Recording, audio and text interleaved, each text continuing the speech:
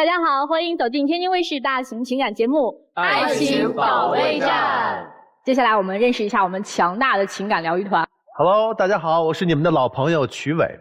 婚姻的美好啊，需要你用心去发现，用爱去体验。嗨，大家好，我是张瑞，努力做你的爱情保安。大家都说呀，众里寻他千百度，蓦然回首，那人却在灯火阑珊处。所以呢，停下脚步，仔细观察，爱你的人就在身边。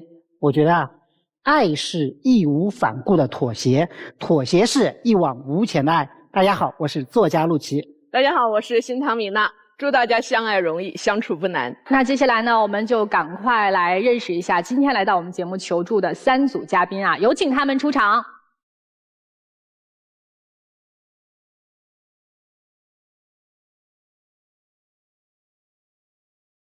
首先要疗愈的是本期第一对情感嘉宾，高先生29岁，来自安徽待业；张女士27岁，来自上海，前台助教。他们究竟遇到了怎样的情感困惑？请用一句话形容一下你的另一半。他成事不足败事有余，但凡遇到点什么事情啊，他就躲到我和他爸妈的保护伞之下，做什么事情啊都不靠谱。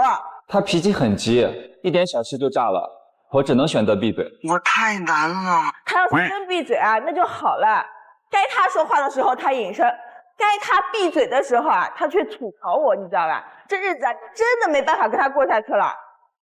我们小片看完了，也大致了解了你们之间发生什么事儿了啊？你们仔细说说吧。我们是2021年5月的时候认识的嘛，他是桌游主持人，然后我就属于就是去玩的那一波。聊着聊着啊，觉得这人还挺不错的，然后很快我们就确认了恋爱关系，差不多就半年多吧。他就跟我求婚了，脑袋一热就答应了。第2年的5月21号就领证结婚了。结了婚之后，这不就暴露出本来的面目来了吗？他啥事都不管，都是我来决定。然后就是在合租房里面租了整整2年，到了今天我们才刚刚把房买了，准备要装修。其实买房那个事儿，当时是说是等到一个合适的嘛，只是一直没有遇到一个就是喜欢的，然后我们还担负得起的那种。只是后来遇到了一个机会。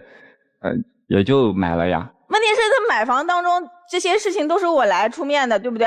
然后关于这个买房的压力也是在我头上，他就觉得是你要买的，什么事你就自己看着办吧。知道这中介当中有中介费啦，什么税啦，什么杂七杂八的费用，我又不懂，我又数学又不灵的了，我只知道我们俩就是能拿出100万。结果呢，聊着聊着，这房子当中就差了16万块钱。这16万还是我自己死皮赖脸的跟着我朋友那些人借的。16万是借到了，那你装修的钱呢？我赚钱装的呀。是你一个人赚钱装的啊？对呀。他没有出任何的装修的费用吗？他自己不赚钱不上班。我是周1到周天连上7天班的，因为我前台助教嘛，周5、周6、周天这3天上班。周1到周4呢，现在不是流行短视频，我就会去做这种兼职，帮人家拍点片子。当时你从他身上看到你喜欢的点是什么呀？我刚跟他恋爱的时候，你知道吧，他挺稳定的，然后本身是干 IT 的，应该是有点钱的吧，对吧？这人长得人模人样的，那我就信了他的邪。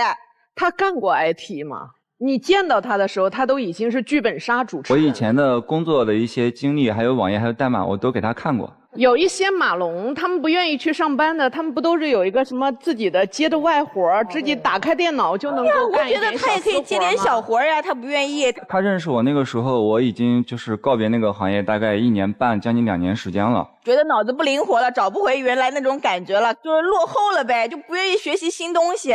不是，那你生活怎么生活啊？他养你吗？就是会有一些的其他的兼职啊之类的那种活计嘛。不稳定的工作占据你多长时间？这个不太好说。如果有事情忙的时候，可能1天都没有时间；如果没事情忙，可能1天都是空着的。那基本上就是周6、周天，或者是晚上比较忙，大白天的就睡觉，要么晚上打游戏。不是，你一个月到底能挣多少钱啊？那个时候大环境不好的时候，也就撑死了1、2千吧。后面现在环境好了呢？好了之后也会就是只有极个别的时候嘛，因为那个行业它不像其他的行业。你什么行业？开得快，就那个娱乐行业嘛。桌游嘛。你非得去桌游店吗？很简单，比如说你在上海，奶茶店可以打工吧，肯德基店、星巴克店都可以打工吧。他觉得他舒服就行了，每天也没啥事儿，又是自己喜欢的，又可以跟别人打交道，然后每天至少这样子保证了房子自始至终。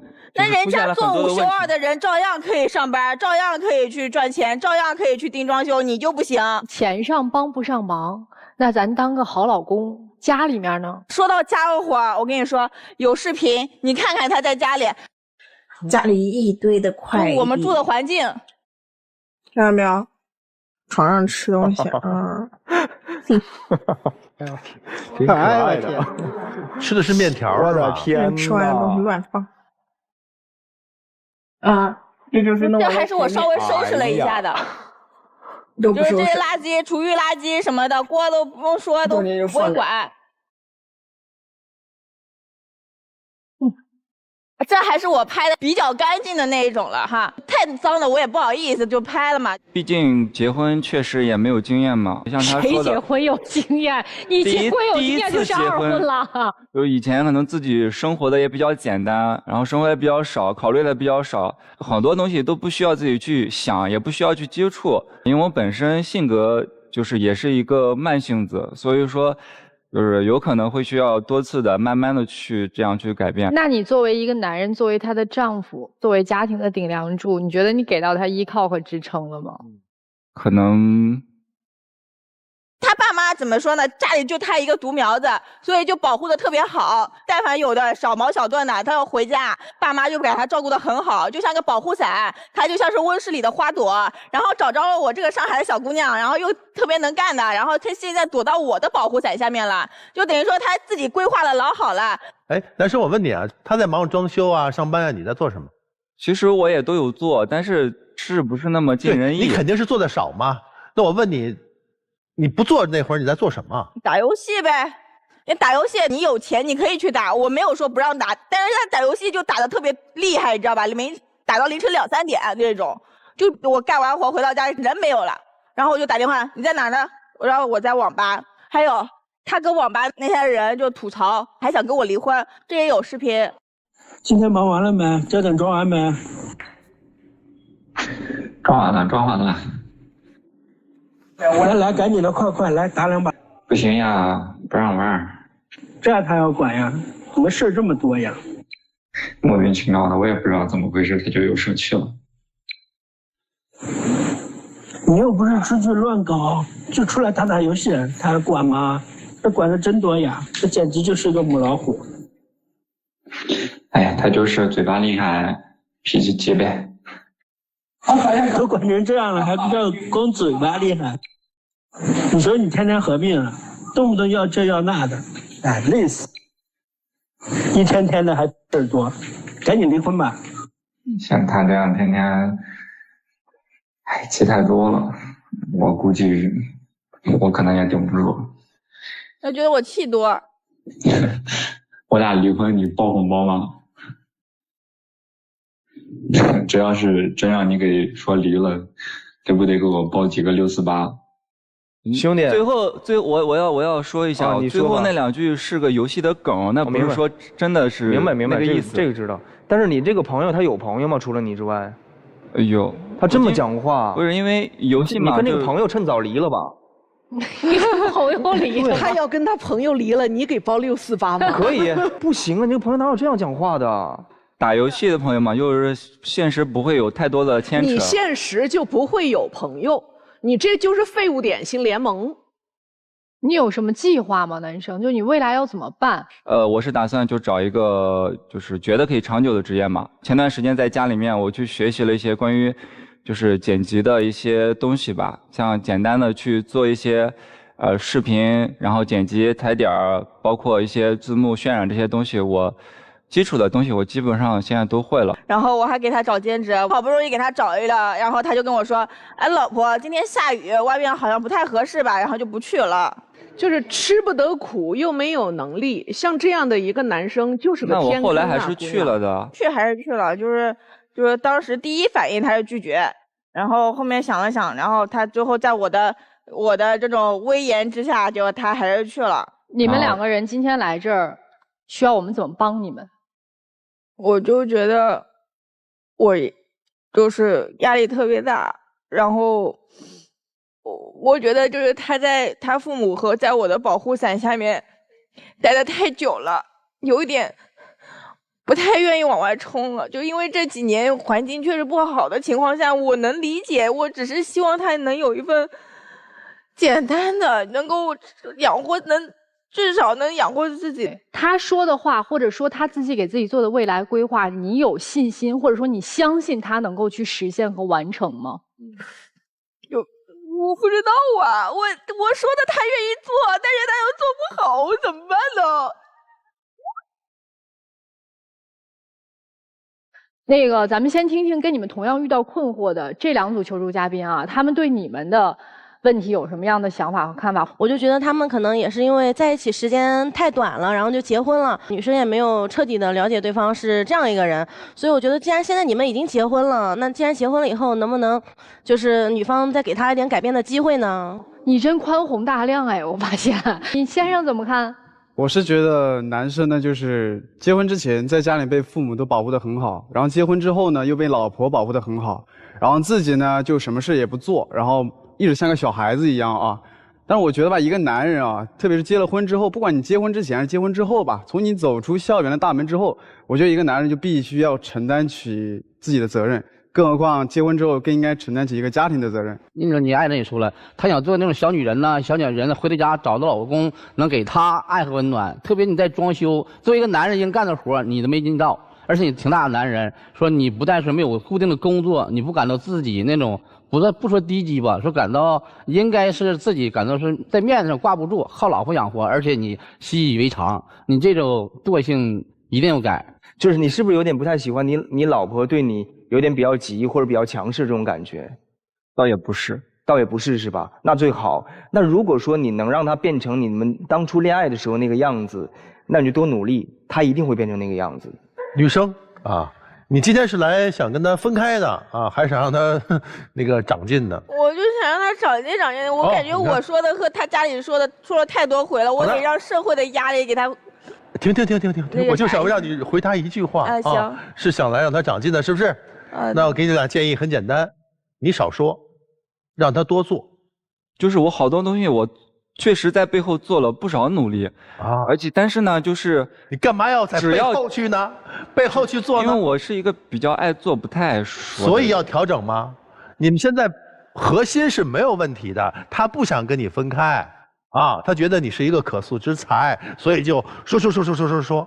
你呢？你背后做了很多的动作，但他不知道，然后前面又没有效果，而且你又听他的，所以总之你们俩的问题就出来了。所以一定要变，怎么变？有些事儿不用听老婆的，他想听你的；有些事儿必须听老婆的，你得分得清。你现在只能勉勉强强达到你老婆的一个最低标准。钱给老婆，这俩真是老好人。你去增加自己的技能，去寻找更好的机会是没有问题的，好不好？拿出自己的阳刚之力来。曲老师说咱们俩有点顺撇。就你俩真是好人，真善良，你俩真的。不是，这主要是什么呢？刚刚我觉得曲哥说的有一点是我觉得非常赞同的，就是给他一些希望。你看他们两个来到这儿干嘛呢？就要爱嘛，对不对？要求让我们就要爱嘛，那就要爱就给出就要爱的一个方法。你看当时我不知道那个三位老师有没有看到过，就是他们有没有注意那个细节，就因为我比较喜欢看细节，在刚刚他们那个视频当中，两个人就是有一个镜头慢慢的给向这个男生的时候，这个男生拿着面条是比较可爱的抬头，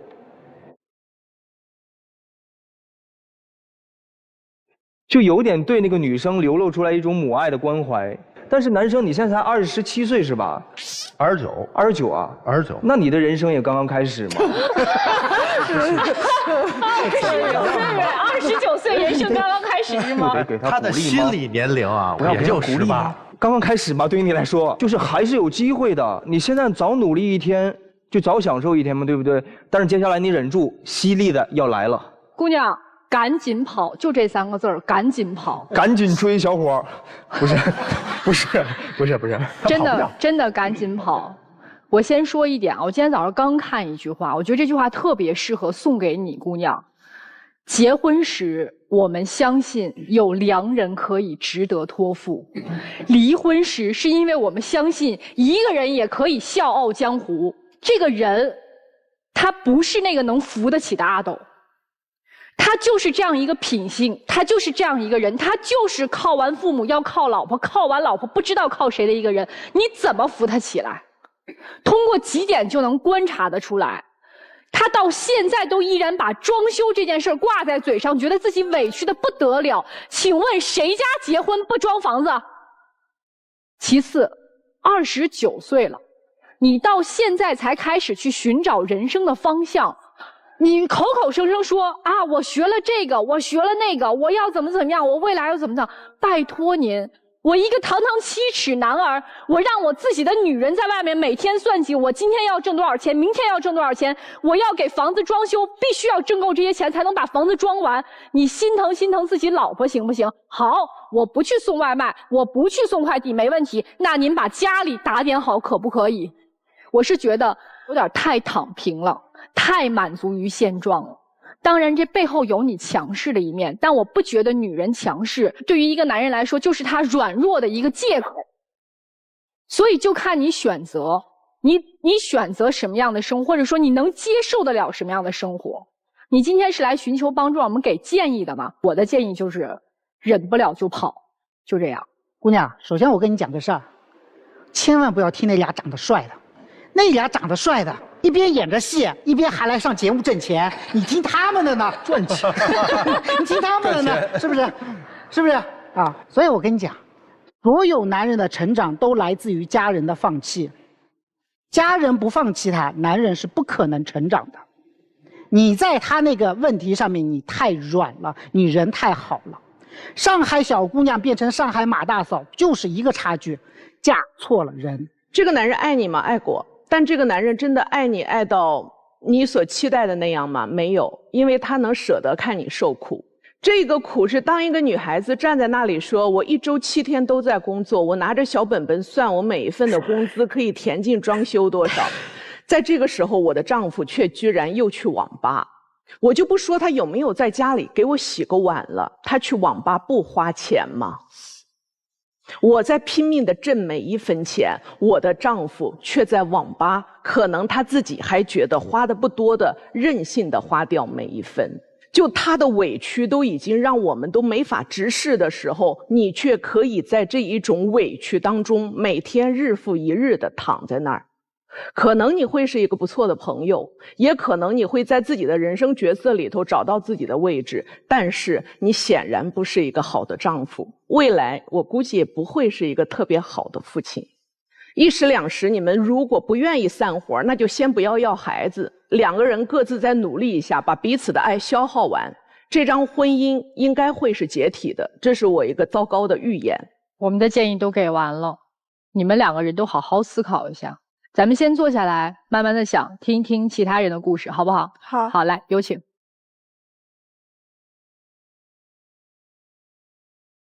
本期第2对情感嘉宾：小杨，27岁，来自四川，自媒体；小刘，24岁，来自江苏，无业。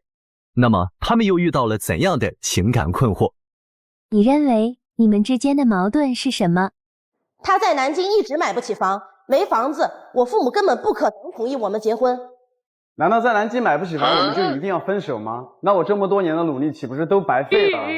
他总说他爱我，在乎我，为什么他现在做的每一件事，没有一件是让我满意的呢？哼！这么多年我一直为他付出了那么多，可他永远都看不到，我真的累了。又是因为房子而来的。你俩现在是什么状态？谈恋爱是吧？对，是这样的，老师，我们是在网上认识的，认识的时间也比较长了嘛，然后当时在网上聊的也挺好的，然后因为我是四川的嘛，当时聊了可能有个大半年的时间，觉得也不错，我就去南京找他去了，然后一见面吧，觉得他人挺好的，也挺温柔的，小姑娘长得挺好看，那时候也不胖，我就决定留在南京工作了嘛。但是那个时候呢，是以朋友的方式相处的，可能就因为我们都比较内向啊，就这么处了差不多1年多的时间吧，然后我就向他表白了，然后我们就在一起。我们刚开始在一起的时候呢，他家里就特别的反对嘛，因为我是外地的嘛。但是那个时候呢，他也特别坚持。然后呢，我自己就觉得就是一定要在南京努力，然后给他一个好的未来什么的。所以说这么些年呢，其实我觉得我是挺努力的，不过呢，可能就是运气不太好，然后一直呢，可能就到现在没有什么太多的成就。因为我们年龄也不小了嘛，可能家里这边就催着要结婚什么之类的，而他父母这边呢，可能就是让我在就是近1、2年之内就必须在南京买一套房子，但是我家里的条件呢，可能就很一般。不能帮助我很多，而我自己呢，现在也拿不出来这么多钱。一开始他创业电商的时候也赚了一点钱，就是也能在南京就是付个首付。那时候我就跟他说买个房，这样我爸妈到时候也好说。他就非要再去创业，然后失败了，然后又去摆摊。我当时就是做电商，然后开店，不是亏了钱之后嘛，身上已经也没有钱了。因为我们老家那边不是做凉菜比较出名嘛，在那边呢给我找了个配方，让我说，哎，摆地摊卖那个鸡爪。结果呢，就是我摆摊了之后。因为我每天早上5、6点钟就要去那个市场买那个鸡爪子什么回来，然后就自己一个人加工啊什么之类的，然后我就让他过来给我帮忙，因为他也不上班，他就死活不愿意来。那你最后坚持下去了吗？我继续坚持卖了呀，确实当时生意挺好的，我就想着那开个店呗，因为本来我觉得又投出去了。对啊，我又开店了。成本一下就上去了。本来想的挺好的，我说2个人搞个小夫妻店，对吧？可是他还是不愿意来。那这个店干下去了吗？没干下去，因为当时的话可能确实就是对这方面考察有点问题，开了半年。即使他去帮你，你这店也可能做也干不起来。一开始我们在一起的时候，我父母就不同意嘛，就完全反对。但是我当时就觉得就想跟他在一起，他对我挺好的。然后我就没有管我父母这些话，然后现在我觉得我父母说的话也挺对的嘛。你现在为什么会觉得父母说的话很对？因为没有物质的保障，我觉得肯定是不。你的物质是谁保障的？原来上班有一点钱，然后父母也会给点钱，就所以是你爸妈在养着你。对，大多数还是我爸妈给的。这钱不给你花吗？就是我们在一起的时候，基本上都是花他的钱的。那不就还是他在养着你，但你却觉得他提供的服务和环境不够好。但是这根本就不是根本问题，结婚了不可能没有房子住啊，因为房子结婚为什么要娶个没工作的老婆呢？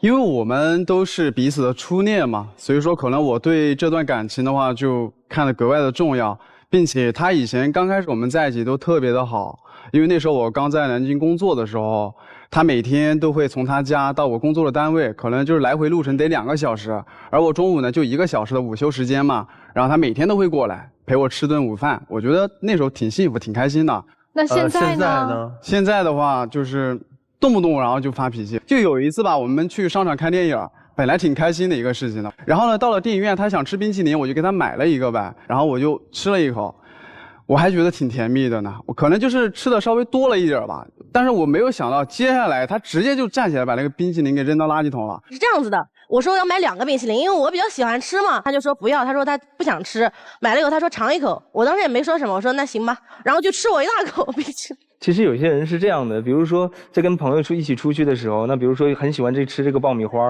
对吧？那要不要啊？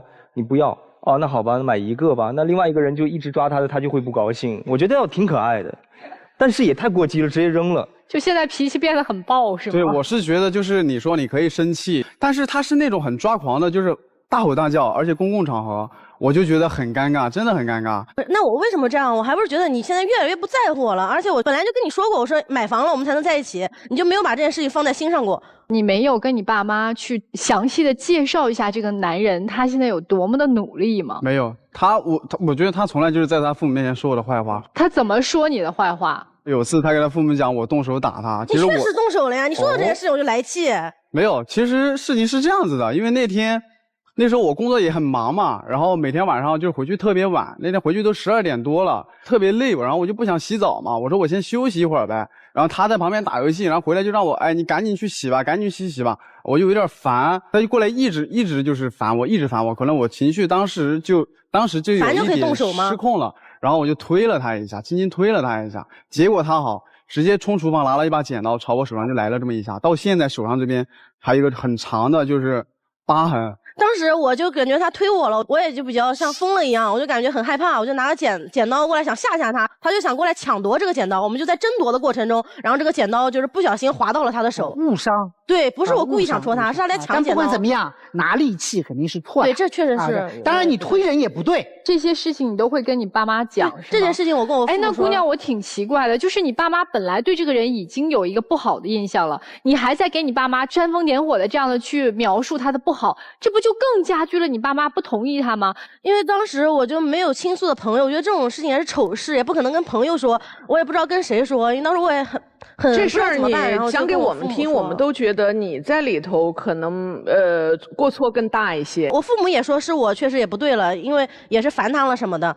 其实我们在一起这么长时间以来吧，他父母对我意见本来就很大，然后我经常也跟他讲过，我说你就不要有时候什么事情都跟你父母讲了。所以说平时呢，我就会更加多的去包容他，我甚至不敢去惹他生气，因为我特别害怕他又把我一些可能稍微一点点小事啊去放大给他父母讲。就习惯了跟我父母说任何事情，然后我父母也是为了我好，也没有害过我。哎，姑娘，我问你一句啊，马鞍山买房行不行？必须得在南京买房。你跟你爹妈借25万行不行？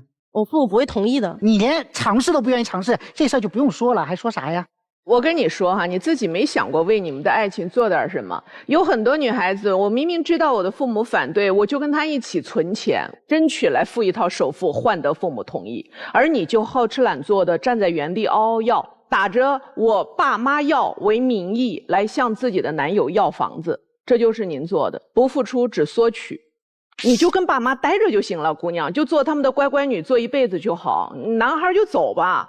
抛开你父母说他没有房子这件事儿，就此时此刻告诉你，你可以嫁给他了，你嫁吗？嫁。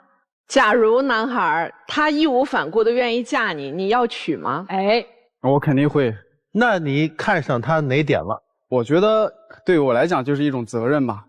你们2个人今天来这里寻求我们帮助，诉求是为了要给你爸妈看，说服你爸妈不要对他要求这么高，还是说？我是这么想的啊，就我希望吧，他就是家里不要就是逼得特别急，让我就是在近期一年左右，然后就必须买一套房子，然后买不了就分手。你妈妈已经给你下了最后通牒了，是吗？对，因为我父母也觉得看不到希望，他就觉得我自己本来就是一个很好吃懒做的人，我就应该找一个。你爸妈对你的认识还是挺清晰的。我就应该找一个稍微比我勤劳一点的，能至少撑起一个家的人。你爸妈给你的期限是多长时间？1年是吗？对。那这1年他就是买不起房，怎么办？你1年之后要跟他分手吗？我肯定是不想跟他分手的。不是想不想的问题，就是你爸妈对你提出的要求，你能做得到吗？还是说你会进行什么样的反抗？我觉得我会反抗大一点吧。所以您今天来到我们的节目，希望我们给您什么帮助呢？希望他能听我的话，能安安稳稳找工作上，哪怕钱赚得少。你看啊，这个是一个悖论。如果我看好这个男人，我觉得男人一路能够披荆斩棘，那我帮助他，我跟他一起来扫除这条路上的障碍，好好奋斗往前走了。如果说你决定不行，你让他安稳，同时要房子，你逼人家逼得太过分了，我觉得你们2个不合适。都说那个上海的女人特精明，咱们听听上海姑娘。就这个姑娘，她又想要她得有房，然后又想要她有个安稳的工作，你给出招咋办呢？他们说实在的，她这样的能力创业吧，你不一定保证能赚钱，1年买房子不可能，那还不如换一个，尽早换了吧。哎，那你说要是你老公是他这样类型的，特努力的，但是赚了一些钱又赔了，不行，他家庭条件太差了。所以这么一对比，你老公是不是还挺好的？那还行吧，至少家里还行吧。不是，等一下，这个我不同意啊，这价值观不对啊。我也不同意。我觉得肯定是努力比家世背景重要吧？对呀，是吧？努力没用怎么办呢？努力暂时没用。对。你不能保证未来也有用。我在30岁之前欠着几百万的外债，根本不要说是存款了，就天天被人逼债，但是你只要一直努力下去，一个人只要不放弃，有一口气在，你迟早有翻身那一天。那成功的有几个？因为这个时代他一定会给你机会的。但是躺平那个人家里面有万贯家财，他总有吃空的那一天。就是你的这个想法很可怕，就你这个想法呀，促使你今天站在台上哭。对，我刚才劝你跑，现实了点儿。对，不是现实，价值观的问题。就是我刚才劝你跑，我觉得可能你也跑不远。对，他跑了也会掉进又一个坑。对，你会掉进另一个坑。你是价值评价系统出问题了。对，你的价值评价系统会让你的目标实现不了。男生，她老公怎么想？我吧倒是没有太多的想法，我觉得说他俩在不在一块儿吧？钱这个东西还是可以慢慢挣的嘛，毕竟你有这个能力。就是至少你有挣大钱的决心，跟我还是不太一样的。来，我们听听大哥大姐怎么看。我说句话，我首先对男嘉宾应该是点赞。我认为他是个真正的男人，能屈能伸。其实对于他这他经历问题，我认为从我男人的角度来看不是问题。虽然现在买不起房，人这一辈子不是出生就所有人都含着金钥匙的，对吧？我认为贫困夫妻百事哀，父母吃的盐比你们吃过的米都多。我不赞同没有祝福的婚姻，因为我自己就是亲身经历。哦，这是有经验和教训的，觉得要听父母的话啊。那是你没找着好男人。哦，那您是好男人吗？我自信。我自信。来吧，曲总给意见吧。我觉得你们之间啊，压根儿就没有爱，赶紧分了吧。爱挺多的，你爱他吗？爱。爱什么呢？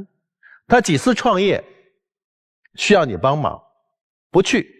你没有看到他在面对着事业困难的时候那种无助，那种需要人挺他一把，你没有。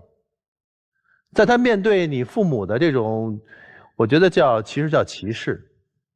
你没有为他而言，你说的是什么？我相信他能挣到房子，真的吗？断然不是。男生啊，记住我说的话啊，好好想想。刚才我问你啊，你爱他什么？这是一份责任。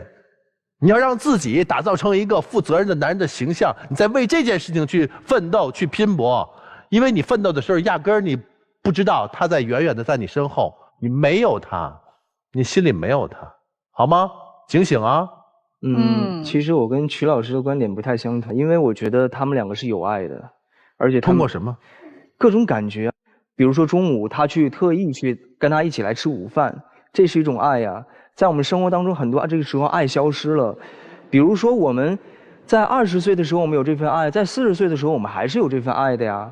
爱的方式不同了，但是他们两个一定是有爱的，有闪光的，要不然这5年走不下来的。我也替这个男生说一句话，他说的是因为一份责任。我觉得有的时候爱的时间长了之后，除了爱之外，由心而发的也是一份责任。所以我非常的感受到你们之间的爱，但是我觉得也不一定是对的，就是方式你让对方感受到了吗？对方感受到了，但是你让对方的父母感受到了吗？可能父母他们不理解，他们就会感受不到。所以说我觉得就是2种答案，就很简单了。这也是我一个我不想说的一个结果。第一个结果就是你们两个分开吧，我觉得都太难受了。但是我看到有爱的人分开，这是我很难受的一件事情。那如果不想这么做，第2个想法就是你帮助你的男朋友一起来去说服你的父母，用实际行动来说服你的父母。可以跟父母讲，我现在我也去赚钱了，但是你跟我们的时间线能不能放长一点？如果你真的要房子，2年，我们2个共同来奋斗，我去找工作，能不能2年给你个首付，好不好？我能看到你们的爱，但是你们2个真的要保卫你们的爱情。现在我觉得你们俩一个不想嫁，一个不想娶。我为什么这么说呢？看似房子是横在你们之间无法结婚的一个最大的杀手，对不对？其实房子它正好是一块遮羞布。女生如果真的想嫁的话，一定会想尽各种各样的办法，在你的爸爸妈妈面前说他的好，帮他弥补他的不足。你也会想尽各种各样的办法，帮他一起来攒钱，然后把房子买了。男生呢，不想娶，其实已经有了那个首付的钱。如果真的那么想娶，首付挣到了，马上买房。但是你不是，你是打着要买房的名义去干了投资的事儿。所以我就说，你们2个人拿着房子这件事儿当遮羞布，不如大家真的清清楚楚的把话说开了。女生更应该做的是，今天作为另外的一个起点，好好想一想，你不应该再这样混沌的混日子下去了。这不是对别人有什么样的伤害，这跟他没关系，你知道吗？是对你自己最大的伤害。就算没有这个男人，你未来的人生路要怎么走啊？靠爹妈一辈子吗？其实我比较同意张老师的话啊，确实有爱的，但是呢，是2个慌了手脚的年轻人。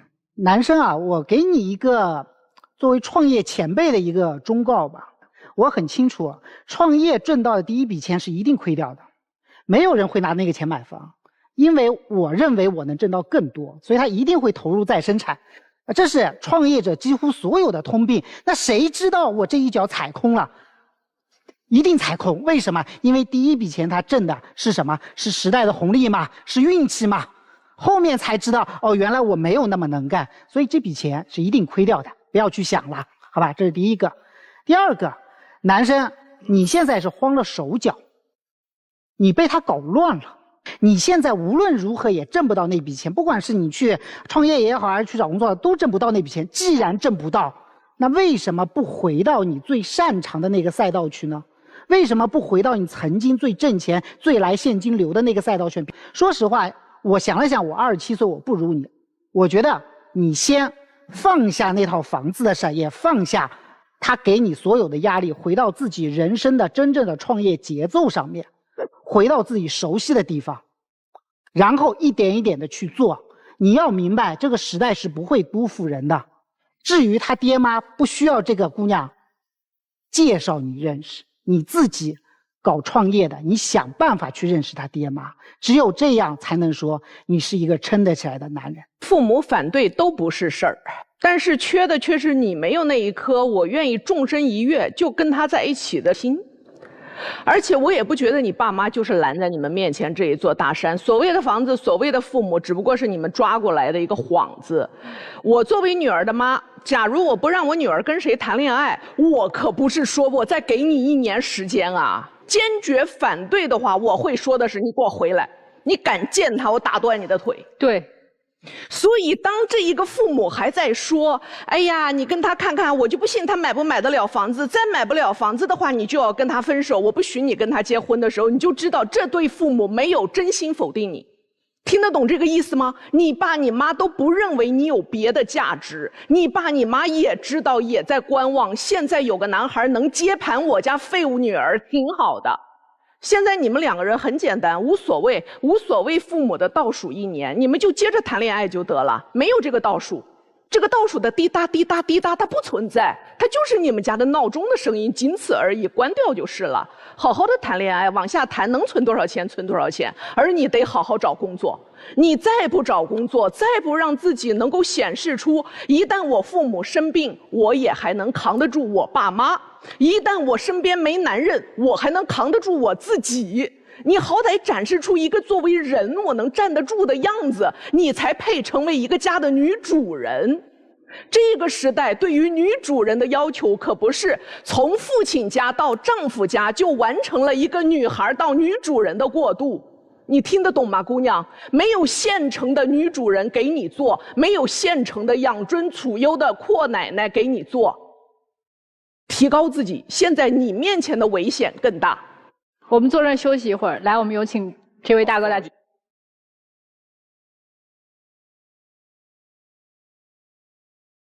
本期第3对情感嘉宾，王先生48岁，来自哈尔滨，个体；李女士50岁，来自哈尔滨，待业。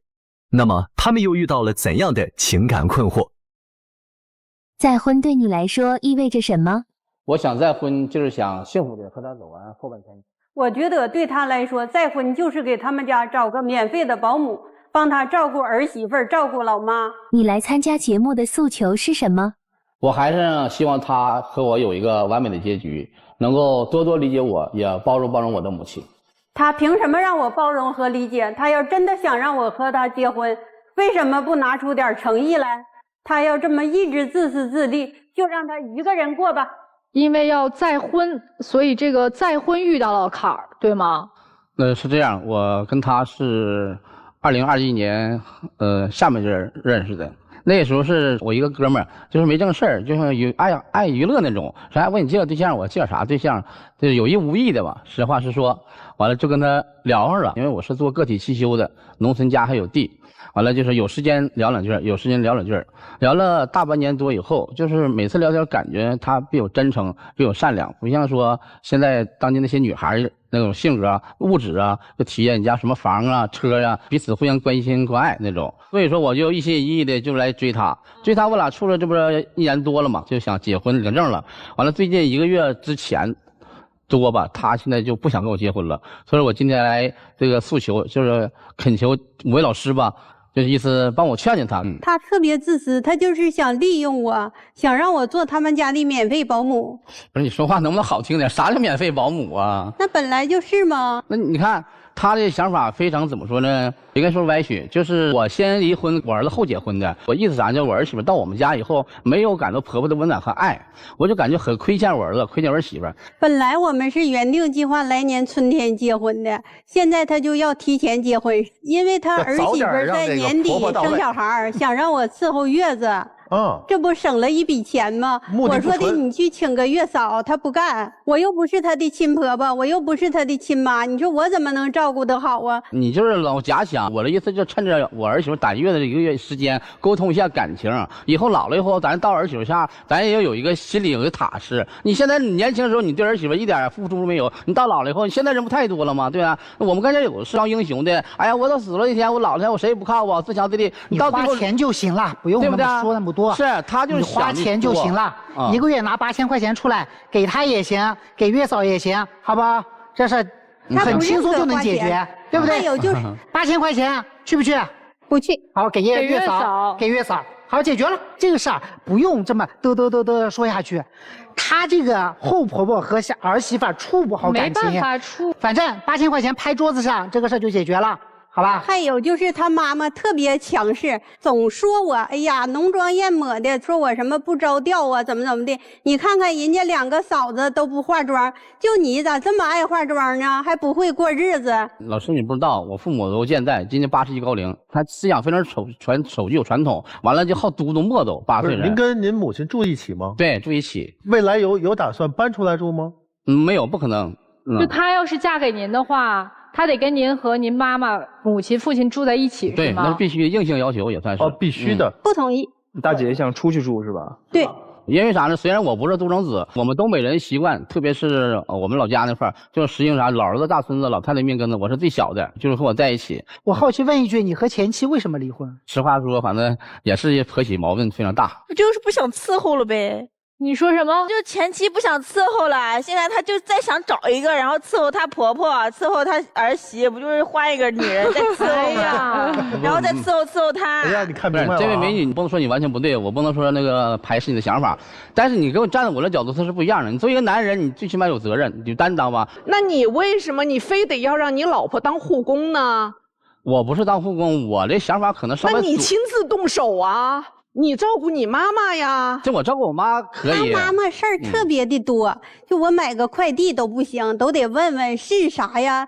如果要是给他买的吧，还行，就不吱声了。如果要是我自己买的，他就会说：“哎呀，不能乱花钱呐，不能什么都买呀。”完了还问这个东西是你花的钱呢，还是我儿子花的钱呢？我儿子挣钱不容易呀，过日子得节俭呐，怎么地的，一说一大堆呀，磨叽起来就没完。那你觉得他妈妈对你的评价和对他前妻的评价相比的话，对你是不是稍微好一点？我在他家住现在2个月了，快头1个月的时候吧，对我挺好。后来这1个月就事儿就开始多了，不像原先那样了的，就是做饭都看着，不行做多了，不行做少了。老师我说了，80多岁人了，穷怕了。那小时候啊，吃这顿饭真的想带顿的。这老人这些事儿啊，咱们不去说，关键是你得做什么。不是老师这样，我这一天说男主外女主内嘛，我并不是说大男子主义，因为我工作忙碌，就是搁家住比较少。这他俩发生小冲突的时候，我也不知道。回来的时候，我妈肯定得跟我说。哎，所以你妈到底觉得前妻好还是他好呀？他咋认为跟我不重要，关键是我咋认为就完事了呗。我认为他好啊。哦，那就知道答案了。所以你妈是希望你前妻能回来是吧？老人的最终的想法我也摸不透，说实话。只要我们2个人好，他妈就不愿意。你看我俩要是一好了，有时候有说有笑的了，或者我俩要去干啥了，他妈就保证给他叫过去。儿子呀，我这边没有水了，我这边没有烟了，再不你给我拿点东西呀，就不让我俩在一起。我父母就实话，地道农村人，也没啥文化，没念过书，所以说那个他对儿女这方面理解的程度比较少。那你说咋整？对于他们的关系，包括我前妻，对吧？我也没少撮合，也劝，对，都说夫妻矛盾解决不了，都是男人的错误。我也努力了，但是你说轻了吧，我妈不吱声。你说严重了，老太太说：“哎呀，这咋的？娶了媳妇忘了娘了。”我就寻思，我妈那么大岁80多岁，81了，马上过年82了，你再将就能将就多少年，对不对？姐姐，你是不是经常被他这么嘚不嘚，然后洗脑？对，我们这节目字幕君都阵亡了。我比较内向，不好吱声。我跟你讲，他所有说的话你都可以忽略。为什么？因为他所有说的话都是基于自己的立场，对，都是为了自己好、自己妈好、自己儿子好，没有任何一个字是为了你好的。对，我们抛开他这些乱七八糟其他的这些事儿，外部的因素不说，他对你怎么样？现在他对我也不怎么好了，不像原来了的。上几天他喝酒喝多了的，回来之后他就睡觉了的，一睡好几个小时都不醒。醒了之后，嫌我没给他沏茶水，完他妈妈也说。人家媳妇在，原来保证能给水给预备好，你这咋没给预备水呢？姐姐，他前妻也没这么好，他们之所以这么说，是为了给你制造压力，给你制造一个标杆，要让你因为我的前面有位姐姐这么好，我得像她这么好，所以你就会照模学样。我才不学呢，我不上这个当。那你为什么不走呢？在他提出前妻的时候，你就应该告诉他，我走了，你找你前妻去。我感觉我还是有点舍不得他吧。那你就受着不就得了吗？您有房吗？没有。有工作吗？没有。没有。在他家吃他家的，喝他家的，对吗？对。还得花他的钱，是不是？对。你这不就是活该吗？您看啊，大姐，你嘴上说不能当保姆，但是包吃包住，只不过你的价钱没要出来嘛。现在就是这么一个情况，怎么办？那你要是觉得你过不开心呢，还不如换一个，要么就结婚，对不对？结了吃他家、喝他家、用他家的，你高兴，你也不伺候。哎，你过开心了，那也算你本事。真的，他家里所有的钱都是我管的。他父母就是我们俩结婚了，他妈真的是对我超级好，出去带我玩，出去带我旅游都撇下他，都带着我玩，买衣服、买吃的、喝的、金子什么的都是带着我。我知道你为啥能坚持到现在了，你回去跟他妈结婚了是吧？对，我觉得他妈老好了，像我亲妈一样，比我亲妈还好。你俩的性格很像啊，你跟他母亲的性格很像。对，是的，而且还带我出去打牌，然后带我出去旅游，带我出去玩。然后吃的喝的他妈还他妈知道他儿子不行，所以只能自己妈自己上，你知道吗？我是这么认为的，我觉得这大哥呢，首先和大姐之间确实我看不出来有任何的爱情啊。然后呢，我觉得大哥可能好像就是想给自己找一个保姆，而这位大姐呢，为什么选择到现在没有离开呢？因为她自己啥也没有，她需要一个人养着。我觉得我看了这么长时间，我觉得这位大姐是一个特别温柔、特别善良的人。如果是让我在这样一个环境里的话，我可能早就跑了。这个大姐啊，听仔细啊，大哥，如果你们俩结婚了，工资谁管啊？聊过这问题吗？聊过，以前他说过不给。啊，好，放在这儿啊。第二，房子现在谁的呀？父母的。父母的是吧？对，你做不了主是吧？父母不能要，80多岁了能要吗？那最后这个房子要给谁，你知道吗？这个我们农村的房子也不值钱，给谁都无所谓。不值钱是吧？好，大姐听清楚没有？听清楚了。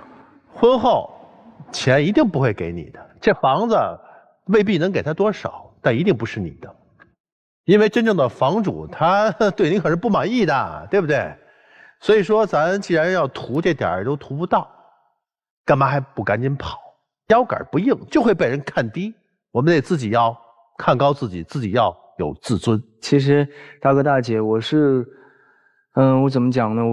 我直截了当的讲吧，我是第一次在两个人身上看不到什么爱情，就是在大哥的嘴里，就是永远没有对对方的爱。可能说大哥需要这样的一个人，这个可能说一语中的，但大哥你也别不高兴。那可能在大姐身上呢，她是有一些爱情的，但是她也是有一些需要在里面的。所以我觉得他们两个，我觉得没有办法，我不知道该怎么办，我给不出什么更好的建议。当然我的建议是希望大姐能跟他分开，但是我觉得没有用，大姐再怎么分开也会被他给你拉回来的。所以我觉得要不然把我删了吧，就是两个人之间删掉吧，然后有一段时间给自己一个空白期，然后再去找到一个很爱你的男人，那个男人能保护你的同时你才能离开。没有办法，这是我第一次给到这样的一个建议。哎，真的，张老师还真是第一次啊。那我接着这话说一下，换一个号段吧。就是把以前的给我去掉，全新号段，全新体验，没错，这样才能有爱相连。但是我觉得他俩挺合适的，因为需求和目的都非常的明确。但没有爱情、啊。但是没关系，他俩不需要爱情，他们俩只需要需求，他们只需要他们要的那个东西，他们在对方身上都能得得到。男人要什么？男人要一个保姆且美貌，他找到了。女人要什么？要一个饭票，找到了。所以在你们两个人的关系当中，我们不谈爱和不爱，我只谈责任和义务。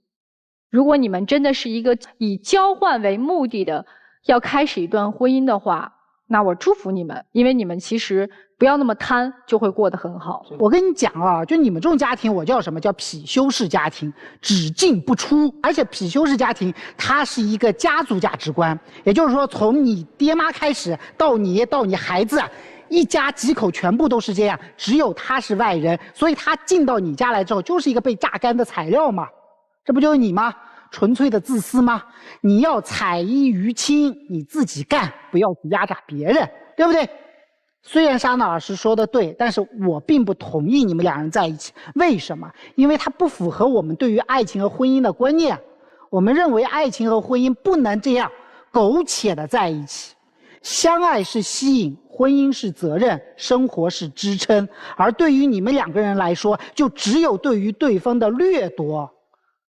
他们之间，你看，他们之间也有人没有工作，也有人怎么地，我们也说他们，但他们是有情感的。你们之间看不到情感，只有掠夺，只想多从对方身上多占一点便宜，憨到最后就是被骗，就这样。您想逗母亲乐，您得亲自上。您别逼自己的老婆也跟您一起穿着五彩衣，然后打扮成小娃娃来逗母亲乐。现在对于您二人的关系来讲呢，其实我不祝福也不反对，因为我知道走不长，你们都有一点看错人了。您这边需要的是一个能够帮你扛起家里家外的女主人，贤惠的女主人，但您却挑了一个漂亮的标致的女主人。这个漂亮的标致的女人已经明确地表示了不干活，而对于咱姐姐来讲，她就只不过是你暂时歇歇脚的地方。你暂时安稳下来没多久，你怎么认识她的，你还能怎么认识新的人？而这个世界永远不缺少更好的人。所以对于您来讲，您一定又会飞走的，这一定是一次短暂的停留。就算你们这一次真的又果断的去领了证，真棒，你们结婚了，但是过几年换证，谁说又不会发生呢？米娜老师刚才说的很对，我们就得去爱那些真正爱自己的人，就像你们这样彼此看着对方但心里只想着自己的人，就不要爱了。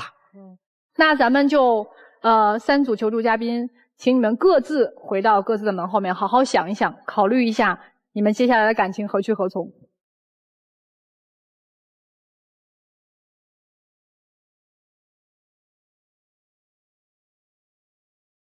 好，我们先来看第一对，就那个上海的这一对夫妻啊，他们应该还是会继续在一起的，肯定会出来的，会继续在一起的。那个妻子哈，没觉得他有多痛苦。对对，他会有给自己找乐找开心的那个点。我觉得最后都看开了。比如她的婆婆就是一个很重要的点。我觉得是坚强，对，还是挺坚强的。这个因为你知道吗？他有一种感觉，他是在这个家族里面，他是王。我觉得一段婚姻持续下去有各种各样的原因，他只要找到那个支撑下去的原因，他就能一直坚持下去。但是还是希望这个男人有所调整。来吧，我们一起看结果，请开门。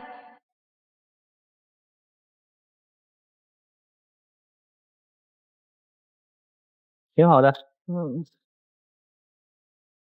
挺好的，挺好的，挺好的。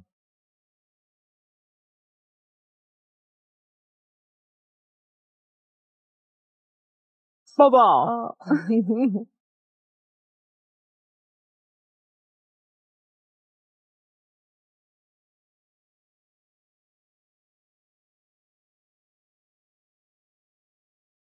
好，请亮灯。真的希望今天对你有启发，小伙子加油啊！光有爱不够，还得疼。是的，要心疼你老婆，她挺不容易的。不是找个工作是一件很简单的事情，大家为什么把她当宝宝一样看？真的，对吧？赶紧的，赶紧的。你看，你老婆的眼中是有光的，希望你眼中也会有光。祝你们幸福吧，谢谢你们啊。再见。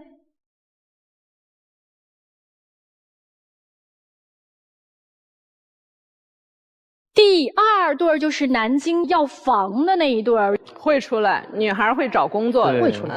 我觉得我觉得对她触动挺大的，对姑娘触动挺大的。对，女孩会有改变的，因为他们且磨合的，而且迅速的成长才是正确之路。对，很单纯的女生。在揭晓答案之前呢，我们要提醒一下大家，大家可以通过优酷视频、腾讯视频、搜狐视频观看本期节目的完整内容。来，我们一起揭晓第二对的答案，请开门。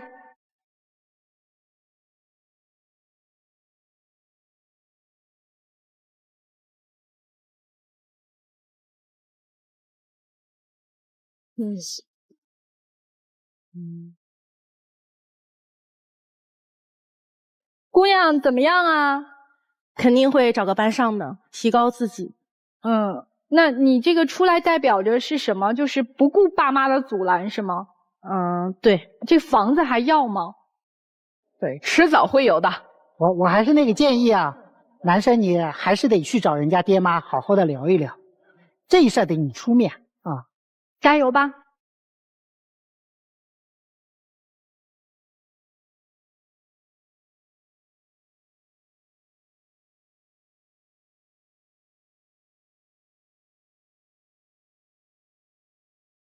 好啦，请亮灯。祝福你们啊！如果真的有爱的话，就好好的爱对方，爱彼此，好不好？谢谢你们。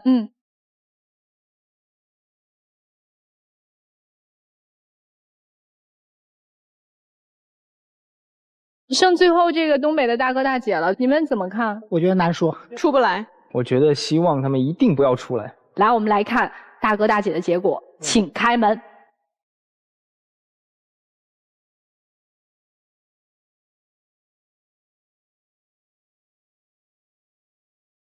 鼓掌吧。但不管怎么样，今天其实给到他们一个启示，就是如果说只想在一段关系当中索取不付出的话，那这段关系肯定不会长久的。